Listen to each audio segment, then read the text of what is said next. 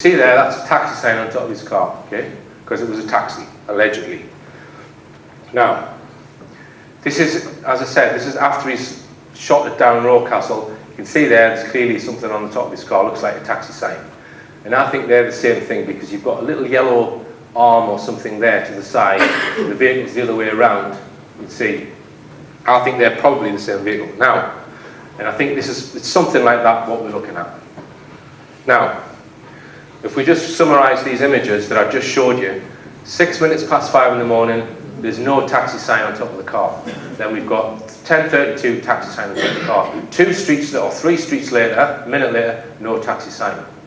And drives past the taxi rank again, no taxi sign. So this is him driving past the rank after he fires into it the first time, and this is him the second time. So where's the taxi sign gone on top of the car? There is some doubt also about these logos along the side of the car, but you can't really see in the images whether it's there or not. And then this is around the corner again, just a minute later, no taxi sign, and then at the end of the killing spree, taxi sign on top of the car. Okay. Now, what I think this suggests is that there was 2 vehicles, a replica vehicle. I think this possibly is Derek Bird's car, and this is Derek Bird's car. And I think we've maybe got an operative here. Now, I'm going to explain why I think that is the case.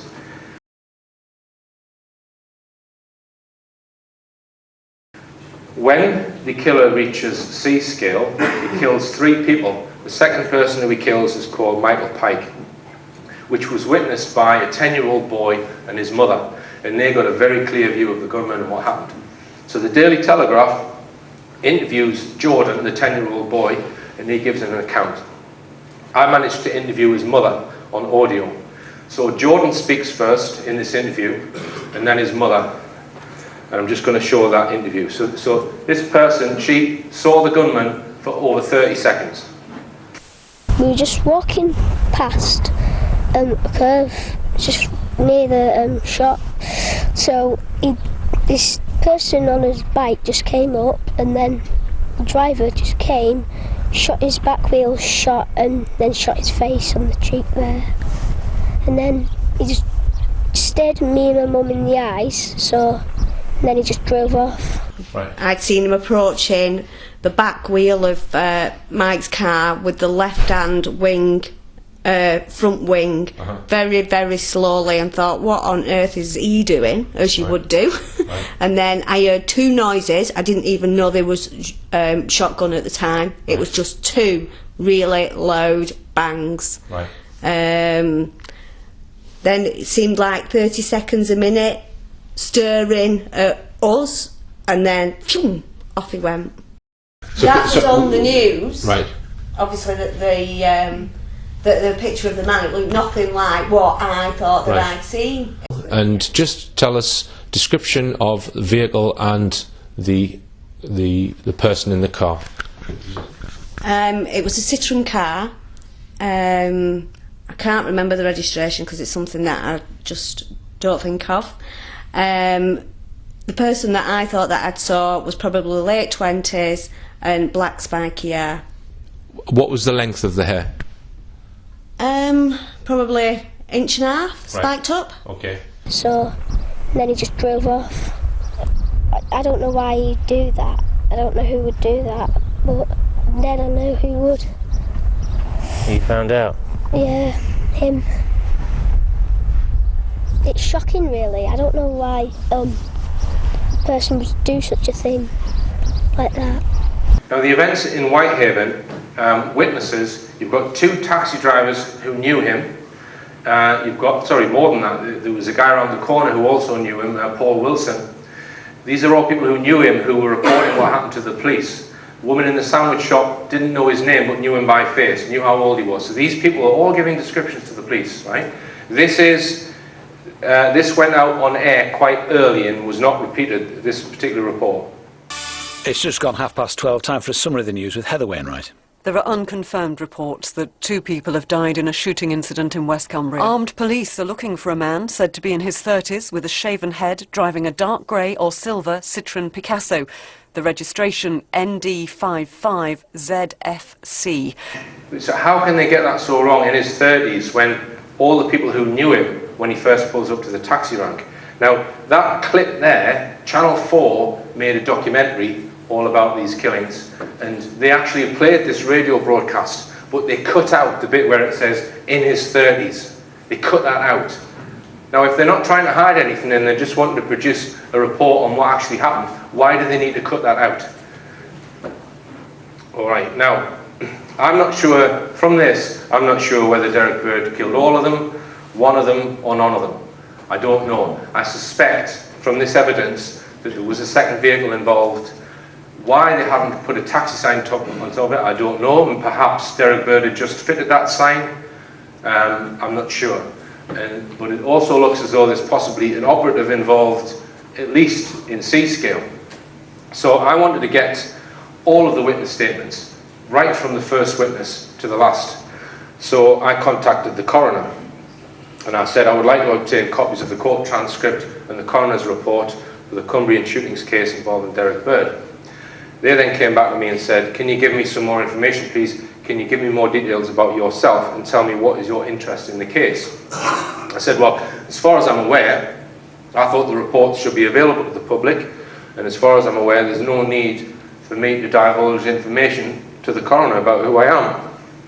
Okay, so they then came back to me and said, well, only interested persons as defined in the Coroner's Act and the relevant rules are entitled to request notes of evidence from inquest proceedings. There is no general right for the public to have copies. It was for that reason that the coroner asked what your interest in the case was. So I then said, right, okay, well, my interest in the case is to find out an accurate timeline of events so that we can create an accurate documentary film we are involved in producing for television. All of the information publicly available is second-hand and therefore not necessarily accurate.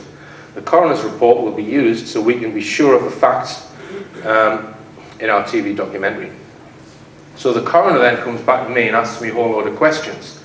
Dear Mrs. Hall, to enable me to further consider your request, I shall need more details. Your address, your role in the preparation of the documentary, who has commissioned the programme, the producer, where it is proposed to be aired, which TV channels, the scope of the programme, are any of the victims actively participating, what exactly are you seeking?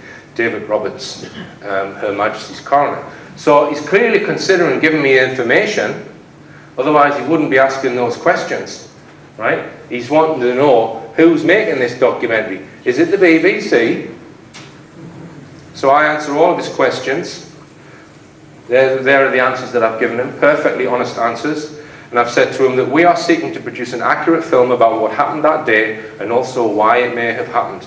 In order to get the facts as accurate as possible, a copy of the coroner's report or transcript is something we need in order to check what we have discovered so far is accurate and to see if there is anything we have missed in our interpretation of events. Now, he could have given me those documents from the coroner, from the inquest, and said, okay, I'm going to give you them, but don't release them on the internet.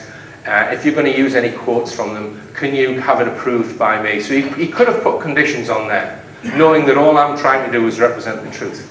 But what did he do? He wrote to me and said, having considered the matter and the issues involved, I do not consider that you are a proper person within the meaning of Regulation 27. What? What has he talked about? I'm not a proper person, right? So I thought, well, let's have a look at Regulation 27. And it says in Regulation 27, the coroner may provide any document or copy of any document to any person who, in the opinion of the coroner, is a proper person to have possession of it. So there's no actual rule on who can and who can't have the documents. It's just whether the coroner thinks you're a proper person. So there it is on official royal crested letter-headed paper, Richard D. Hall is not a proper person. So I'm going to get the t-shirt printed tomorrow.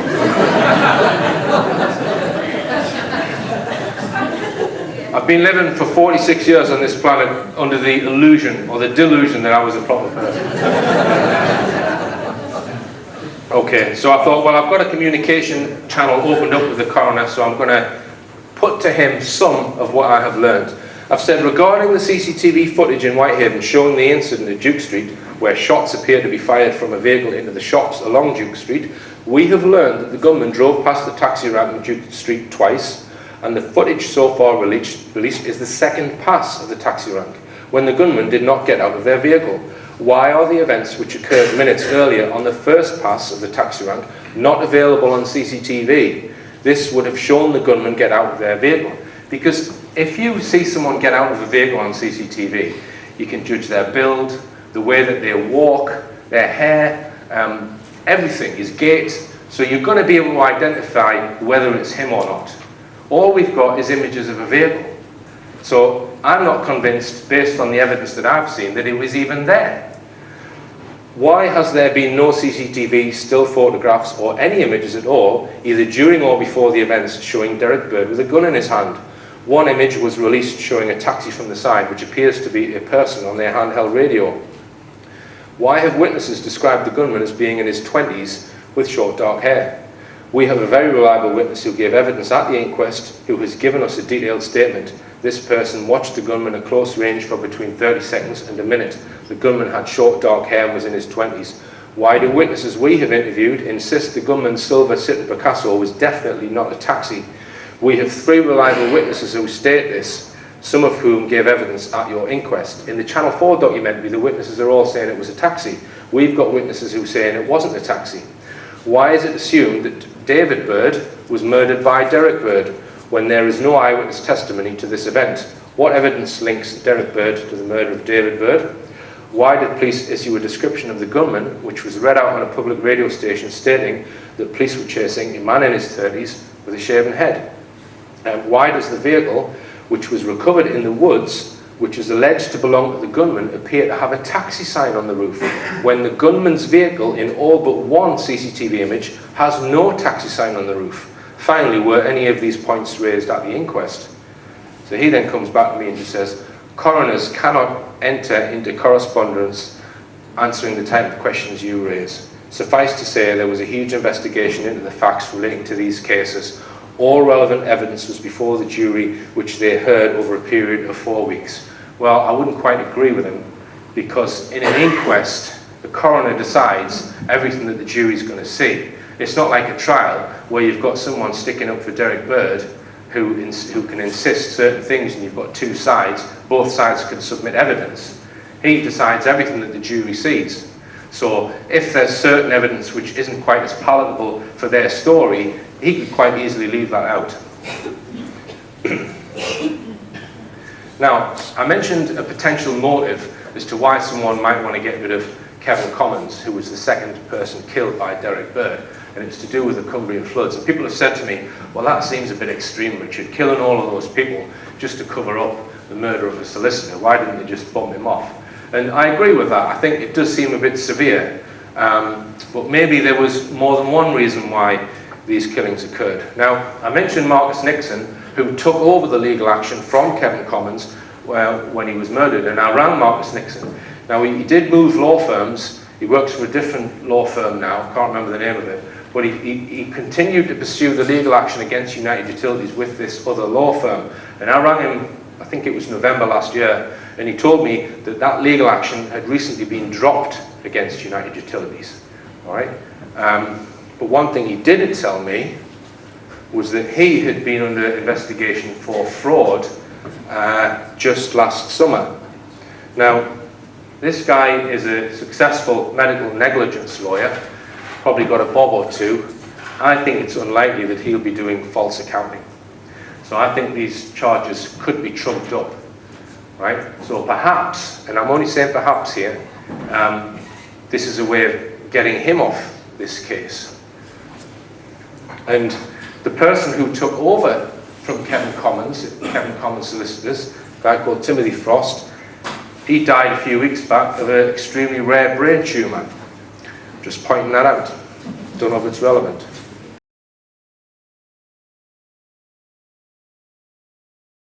So, assuming that this was a contrived event, and it does seem very fishy based on the evidence that I've sent, I don't know, as I say, I don't know what happened. I'm still looking for evidence, right? I am intending to investigate this further. So let's assume that it was contrived, that it was not just a lone gunman who woke up one day and decided to kill his mates. And as I say, I'll point you to this book as to the techniques that they can use to control people. Now, in mind control, they use trauma. Trauma is the thing that they use to fracture people's minds. And in Auschwitz, Joseph Mengele, the mind control doctor, he would experiment with twins. Now, what he would do, he would get one twin and he would make the other, torture the other twin in order to traumatize the first twin, or he might even kill them.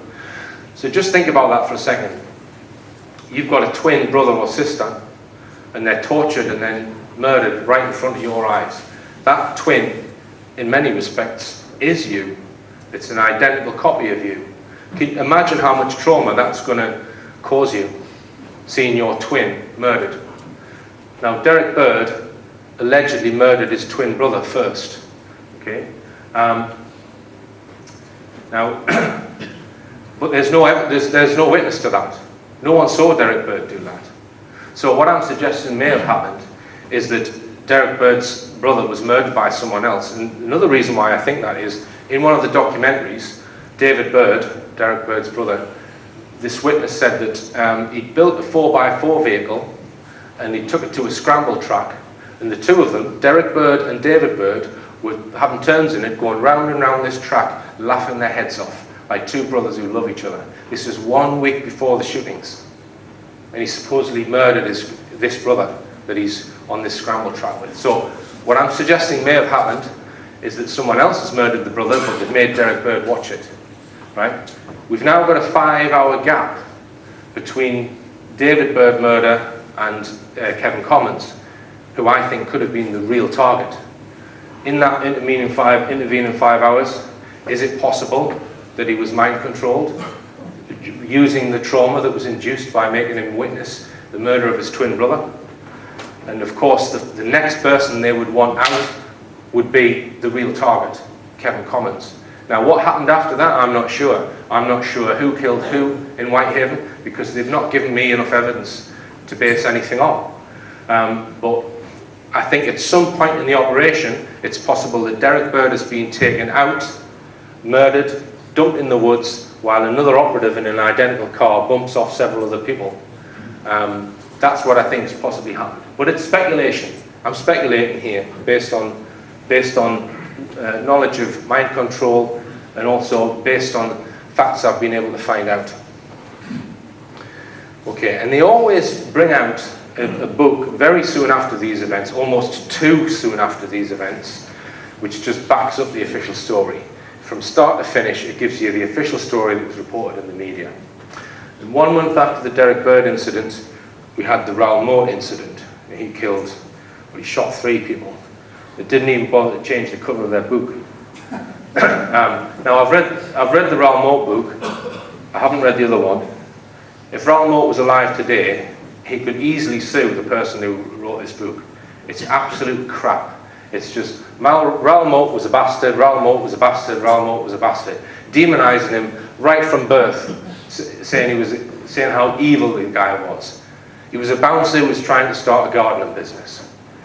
Now, and I suspect that Raoul Moat was used under mind control to target PC David Rathband.